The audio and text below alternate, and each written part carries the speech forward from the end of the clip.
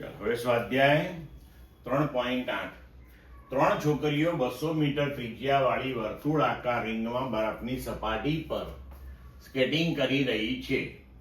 તે સપાટીની કિનારી પર બિંદુ P થી સ્કેટિંગ શરૂ કરે છે અહીંયા આગળથી તથા P ના વ્યાસાંત બિંદુ Q પર જુદા જુદા પથો પર થઈને આકૃતિમાં દર્શાવ્યા પ્રમાણે પહોંચે છે. એક પથ છે P A Q, બીજો P થી B થી Q, ત્રીજો P થી C થી Q. દરેક છોકરીના સ્થાનાંતર સદિશનું માન કેટલું છે? તો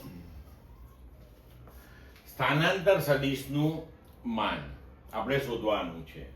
હવે સ્થાનાંતર સદિશ એટલે પ્રારંભિક અને અંતિમ બિંદુને જોડતો સદિશ, બરોબર છે. રસ્તો ભલે ગમે તે લીધો હોય પણ સ્થાનાંતર સદિશ એટલે પ્રારંભિક અને અંતિમ બિંદુને જોડતો સદિશ. તો ત્રણેય છોકરીઓના કિસ્સાની અંદર અહીંયા સ્થાનાંતર સદિશ તો સદિશ PQ જ બનવાનો છે, કારણ કે ત્રણેય કિસ્સામાં પ્રારંભિક અને અંતિમ બિંદુ એક જ છે. તો હવે તેનું મૂલ્ય કેટલું? તો સદિશ PQ નું મૂલ્ય જે છે એ આપણે શોધીએ અહીંયા. તો સદિશ PQ નું મૂલ્ય એટલે કે આ વર્તુળનો વ્યાસ થશે. વર્તુળનો વ્યાસ એટલે 2 ટાઈમ્સ ત્રિજ્યા.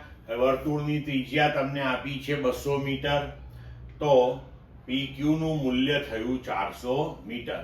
એટલે કે દરેક છોકરીનું સ્થાનાંતર એક સરખું સદિશ PQ મળશે અને દરેક છોકરીના સ્થાનાંતર સદિશનું મૂલ્ય પણ સમાન મળશે 400 મીટર. ક્લિયર?